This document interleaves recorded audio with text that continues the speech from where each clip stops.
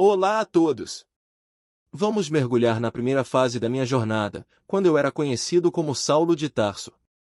Minha história começa em um tempo em que o cristianismo era um movimento jovem e em crescimento, e eu, como Saulo, era um fervoroso fariseu e defensor da lei judaica.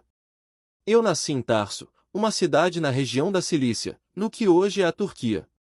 Cresci em um ambiente profundamente religioso e educado nas tradições judaicas. Minha família me educou para seguir rigorosamente a lei de Moisés, e desde cedo, fui treinado nas escrituras e na tradição dos fariseus. Como fariseu, eu era parte de um grupo que valorizava a observância minuciosa da lei e das tradições. Nossos esforços eram voltados para a preservação da pureza religiosa e a separação dos elementos que considerávamos impuros. A chegada de um novo movimento, que se autodenominava cristão e seguia um homem chamado Jesus de Nazaré, foi vista como uma ameaça direta à nossa maneira de viver e à integridade da nossa fé. Quando ouvi falar de Jesus e dos seus seguidores, meus sentimentos eram de desdém e preocupação. A ideia de que um homem poderia ser o Messias e que seus seguidores acreditavam que ele havia ressuscitado dos mortos era algo que eu não conseguia aceitar. Para mim, isso era uma heresia grave e uma afronta ao Deus que adorávamos. Eu não era um espectador passivo. Ao contrário, eu estava ativamente envolvido na perseguição dos cristãos. Fui até Jerusalém, onde os primeiros cristãos estavam se reunindo e praticando sua fé. Lá, busquei obter permissão das autoridades para capturar e prender os seguidores de Jesus. Meu objetivo era erradicar esse novo movimento antes que ele pudesse se espalhar mais e causar mais danos. Um dos eventos mais marcantes dessa fase foi a perseguição e o martírio de Estevão, um dos primeiros diáconos da igreja. Ele era um homem de grande fé e sabedoria, e suas palavras e atos desafiavam nossas crenças e práticas. Eu estava presente e, de fato, assenti com prazer enquanto Estevão era apedrejado até a morte. A imagem de seu sofrimento e suas últimas palavras, em que clamava por perdão para aqueles que o estavam matando, não saíam da minha mente. Eu acreditava que estava defendendo a verdade e protegendo a fé dos nossos pais, mas estava, na realidade, agindo contra a vontade de Deus. A cegueira espiritual e o fervor religioso me levaram a fazer coisas das quais mais tarde me arrependi profundamente. Minha determinação em erradicar o cristianismo me levou a planejar viagens a outras cidades e regiões, como Damasco. Eu obtive cartas das autoridades de Jerusalém, com autorização para capturar os cristãos que encontrasse e trazê-los de volta para julgamento. Essa jornada foi um reflexo da minha dedicação em cumprir o que acreditava ser um dever sagrado. Eu não sabia, no entanto, que essa viagem seria o ponto de virada em minha vida.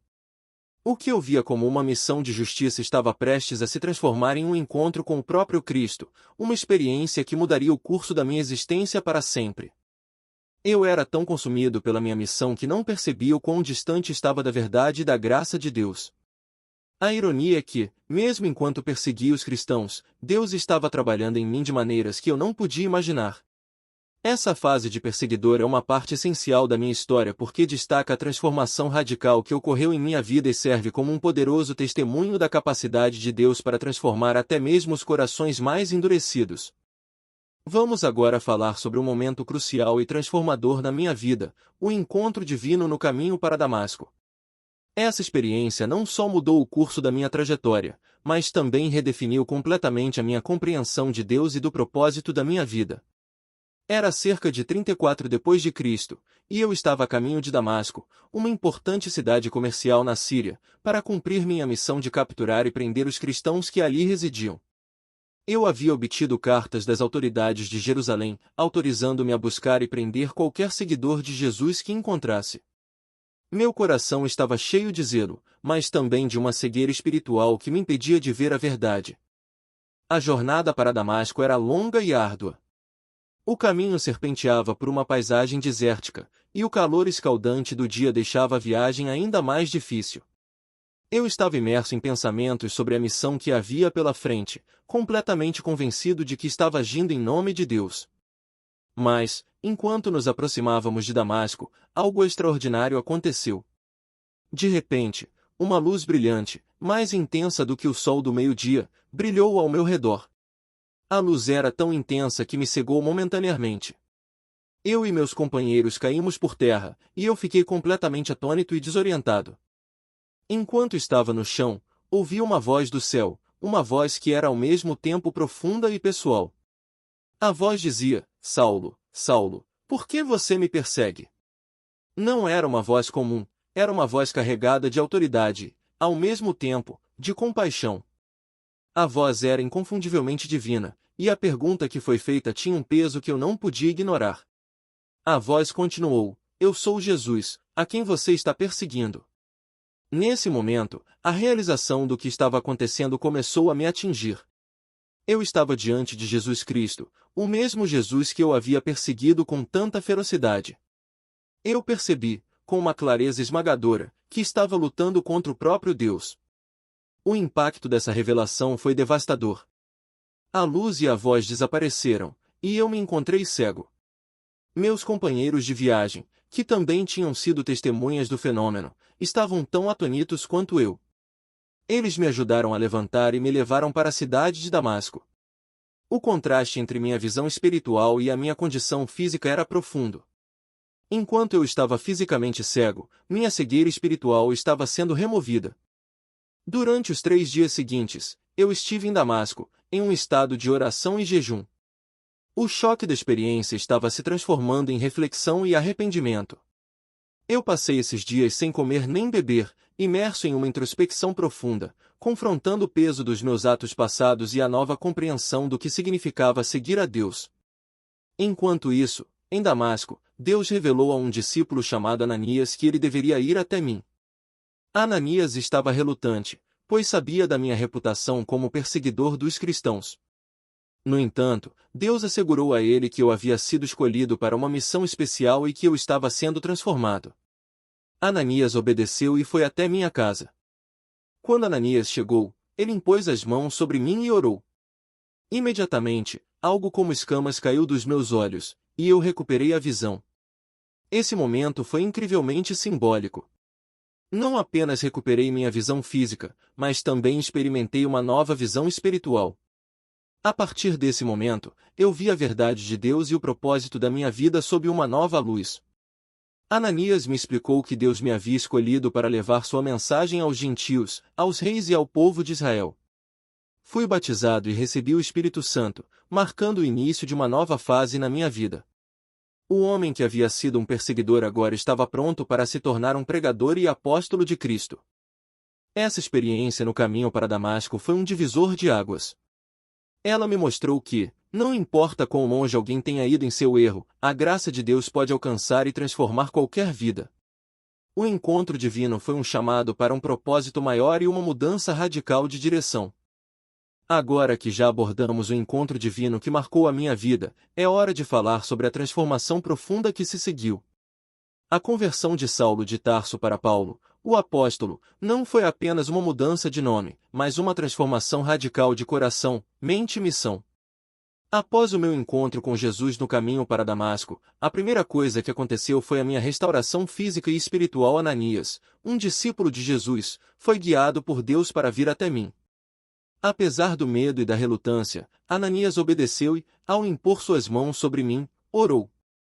Foi então que algo como escamas caiu dos meus olhos, e eu recuperei a visão. Esse momento não foi apenas um ato de cura física, mas um símbolo da minha nova visão espiritual. O próximo passo foi o meu batismo. Fui batizado por Ananias, e este ato marcou minha entrada formal na comunidade cristã. O batismo é um símbolo de arrependimento e de nova vida em Cristo. Para mim, foi o sinal visível de minha transformação interior, uma nova identidade em Cristo. A água do batismo representou a purificação dos meus pecados e a minha dedicação a uma nova vida. Eu comecei a frequentar a comunidade cristã em Damasco, onde fui acolhido e ensinado sobre a nova fé. Nos primeiros dias, minha transformação era visível para todos que me conheciam. A mudança era tão radical que alguns estavam céticos, questionando se eu realmente havia mudado ou se era uma tática para se infiltrar na comunidade cristã.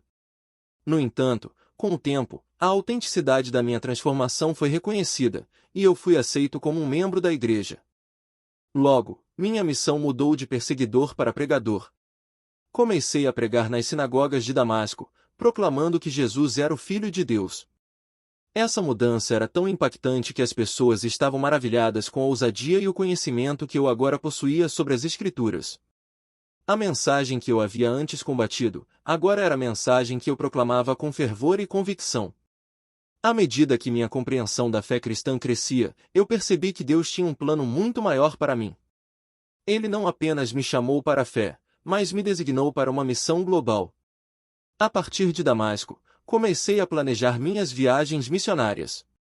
As viagens eram desafiadoras, envolvendo longas jornadas por terras desconhecidas, enfrentando perigos e dificuldades. Mas eu estava determinado a cumprir a missão que Deus havia me dado. Durante minhas viagens, fundei diversas igrejas e ministérios. Cada cidade e região que visitei se tornou um ponto de luz para o Evangelho. Em cada lugar, estabeleci comunidades de fé, ensinei sobre Cristo e escrevi cartas para encorajar e instruir os novos crentes.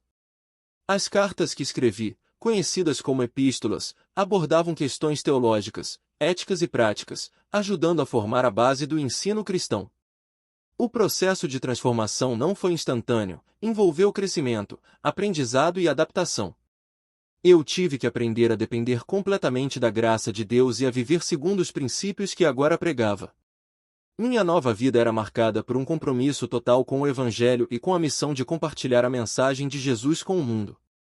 Em minhas cartas, que hoje são parte do Novo Testamento, compartilhei minhas experiências, ensinamentos e encorajamentos com as comunidades cristãs. Essas cartas foram enviadas a igrejas em Roma, Corinto, Éfeso, Filipos e outras cidades, fornecendo instrução, conforto e exortação. Elas refletem minha profunda compreensão e vivência da nova fé e são uma parte fundamental do legado que deixei para a igreja.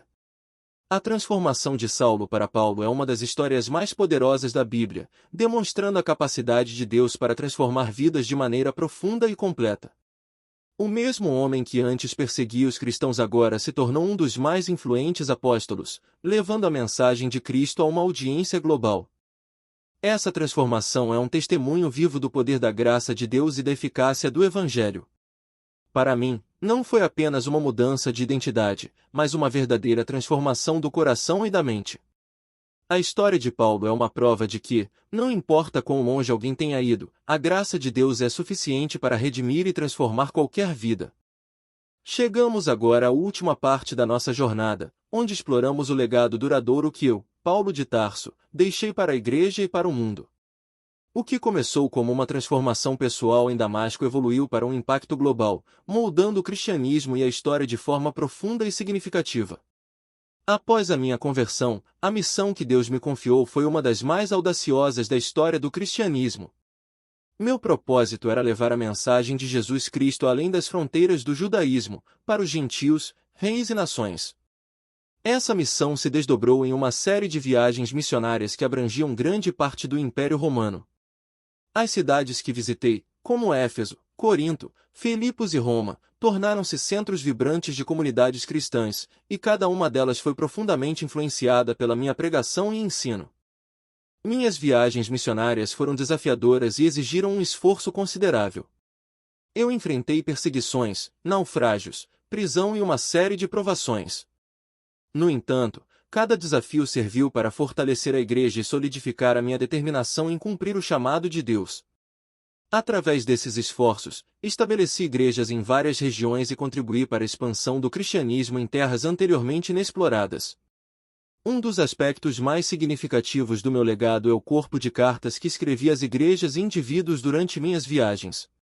Essas cartas, conhecidas como epístolas, foram escritas para orientar, encorajar e corrigir as comunidades cristãs. Elas abordam questões teológicas profundas, práticas éticas e desafios diários enfrentados pelos primeiros cristãos. Algumas das minhas epístolas mais conhecidas são as epístolas aos Romanos, Coríntios, Gálatas, Efésios, Filipenses e Colossenses. Epístola aos Romanos. Na Epístola aos Romanos, ofereci uma exposição abrangente da doutrina cristã, abordando temas como a justificação pela fé, a graça de Deus e a vida em conformidade com o Espírito. Essa carta é considerada uma das mais profundas e teologicamente ricas do Novo Testamento, fornecendo fundamentos sólidos para a compreensão da salvação e da vida cristã. Epístola aos Coríntios. Em minhas cartas aos Coríntios, Tratei questões práticas e morais enfrentadas pela igreja em Corinto. Abordei temas como a divisão dentro da igreja, a imoralidade sexual e a importância do amor verdadeiro, destacando o famoso hino ao amor no capítulo 13 da primeira epístola aos Coríntios. Essas cartas forneceram orientações essenciais para a vida comunitária e espiritual. Epístola aos Gálatas. Na Epístola aos Gálatas, defendi a verdadeira natureza do Evangelho contra aqueles que estavam impondo regras judaicas desnecessárias aos gentios convertidos. Reafirmei a doutrina da salvação pela graça, não pelas obras da lei, e exortei os cristãos a viverem na liberdade que Cristo oferece. Epístola aos Efésios. A Epístola aos Efésios abordou a natureza da Igreja como o corpo de Cristo e a importância da unidade entre os cristãos. Ofereci instruções sobre a vida cristã prática, incluindo a importância da armadura de Deus para enfrentar as tentações e desafios espirituais. Epístola aos Filipenses. Em minha carta aos Filipenses, compartilhei minha alegria e gratidão pela parceria deles no Evangelho, mesmo enquanto estava na prisão. Encorajei-os a viverem com humildade e a seguir o exemplo de Cristo, que se humilhou até a morte na cruz. Epístola aos Colossenses. Na Epístola aos Colossenses, enfatizei a supremacia de Cristo sobre todas as coisas e corrigi ensinos errôneos que estavam ameaçando a fé. Reforcei a importância de viver uma vida digna do Senhor e manter a fé em sua verdadeira forma. O impacto das minhas epístolas foi profundo e duradouro. Elas formaram a base de muitos ensinamentos teológicos e práticas cristãs ao longo da história da Igreja. A influência das minhas cartas pode ser vista na maneira como a Igreja primitiva se organizou e na forma como os cristãos entenderam e viveram sua fé. Além disso, o legado da minha vida e do meu ministério é visível em toda a tradição cristã. As ideias que defendi sobre a justificação pela fé, a graça de Deus e a vida no Espírito continuam a moldar a teologia cristã. A minha missão para os gentios ajudou a abrir o caminho para o cristianismo se tornar uma religião universal, abrangendo todos os povos e culturas. O legado que deixei também é um testemunho da capacidade de Deus para transformar vidas e utilizar indivíduos comuns para realizar grandes feitos. A minha transformação de perseguidor para apóstolo é uma prova do poder redentor de Deus e da eficácia do Evangelho em transformar até mesmo os corações mais endurecidos. Finalmente, a história da minha vida e ministério continua a inspirar e encorajar os cristãos de todas as épocas a seguir o exemplo de fé, coragem e dedicação ao Evangelho. O meu legado é um lembrete de que cada um de nós pode ser usado por Deus para cumprir grandes propósitos, independentemente das nossas falhas passadas. Espero que minha história tenha tocado seu coração e inspirado você a buscar uma vida de fé e transformação. Se você gostou desse vídeo, não se esqueça de se inscrever no canal, deixar seu like e compartilhar com seus amigos. Que Deus abençoe cada um de vocês. Até o próximo vídeo, e que a paz de Cristo esteja com todos vocês.